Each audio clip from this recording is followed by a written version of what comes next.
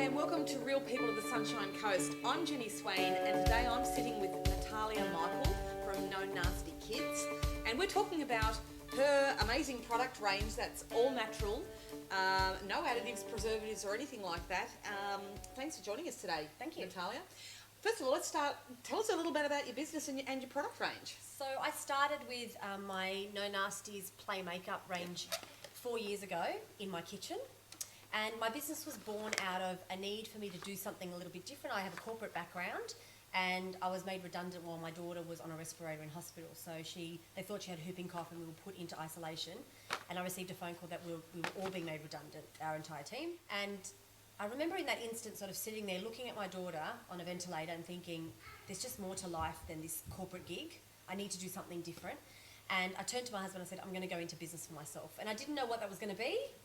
I just had this vision that I needed to go into business and do something for myself because I just couldn't be reliant on that corporate structure. And that's where the ideas started to evolve about the kids' play makeup. And I was already making it for my daughter at home after being diagnosed with 43 high-grade allergies and really starting to learn about ingredients and preservatives and toxins in lots of products. And my daughter was gifted a play makeup set from China that was just full of toxins and aluminium and all sorts of scary things.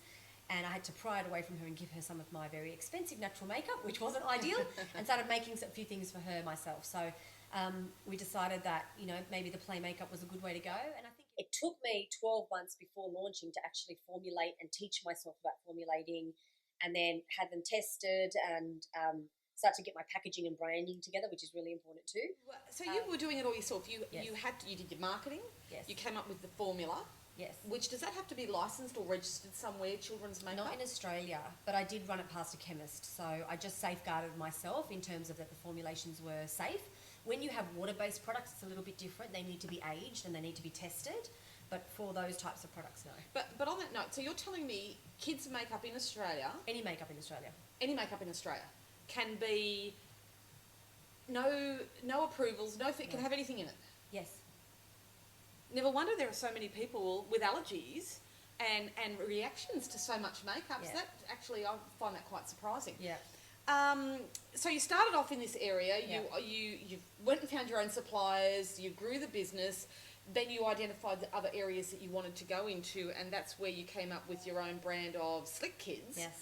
And I'll have to tell you, these products are amazing. They smell absolutely amazing. They do. And so, what made you move from just the makeup into this? So I think from a business perspective, the kids' play makeup is quite seasonal. Yep. So we'll have peaks at Easter and we have peaks at Christmas, and we do have a very loyal and very passionate customer base and fan base that follow us on social media and are very engaged with us. But we do see those peaks. So over Christmas, I'll be working from 6 a.m. to 2 a.m. most days, just trying to get orders out and make sure that everything's running smoothly. And then there'll be these lulls in between. Yep. And so I thought, look, I'm so passionate about natural products anyway.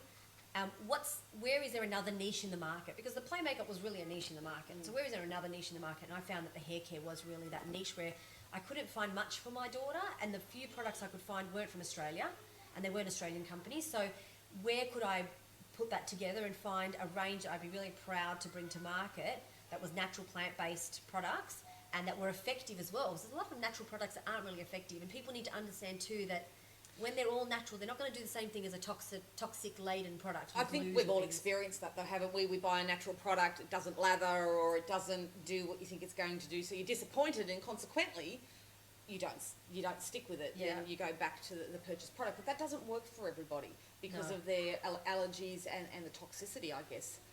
Well, there is also a high level of natural products that people can be allergic to as well. So for me, it's more, I have so many allergies, but it's more important for me that people are eliminating toxins from their lifestyle. That toxins are the things that are bringing cancer and ADHD and lots of women have issues with thyroid, and they don't even realise that it's the toxins that they're using in products that are causing those issues.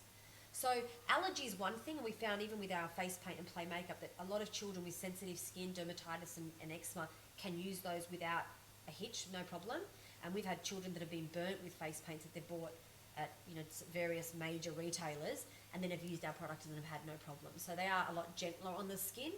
But for me, it's very important that people realise that toxins are the thing that are creating a lot of problems in our day-to-day health and well-being. And once we eliminate them, you feel the difference. What do you think is making your business as successful as it currently obviously is?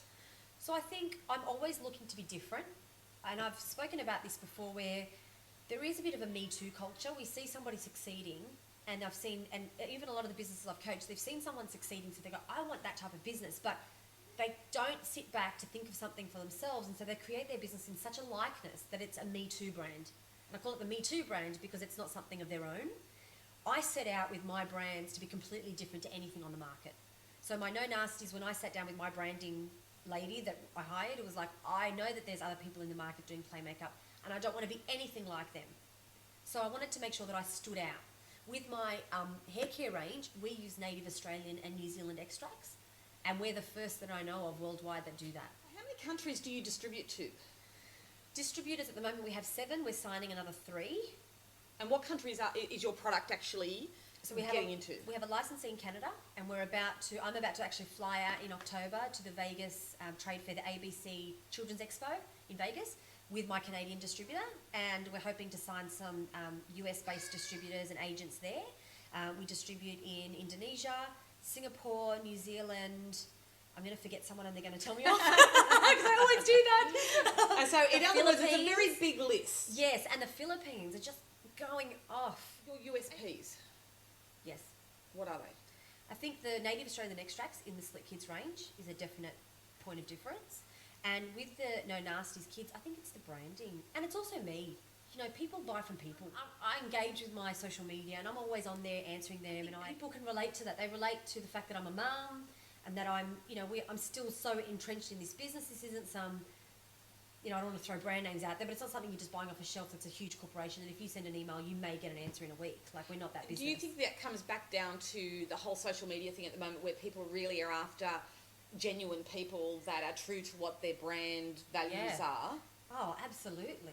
I am about natural living, and many times suppliers have said it would be so much cheaper if you put this in there, or it would be so much easier if you could just use, synthetic colours in your nail polish, like Red Lake, or then you can get that real red you want.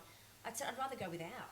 Like, it just doesn't fall in line with what I believe in, so I'm not going to release a product for commercial value, just for commercial value's sake. I'd rather stick within my brand guidelines and in what we believe in, and release something that I'm proud to put to the market. So that's what we've always done.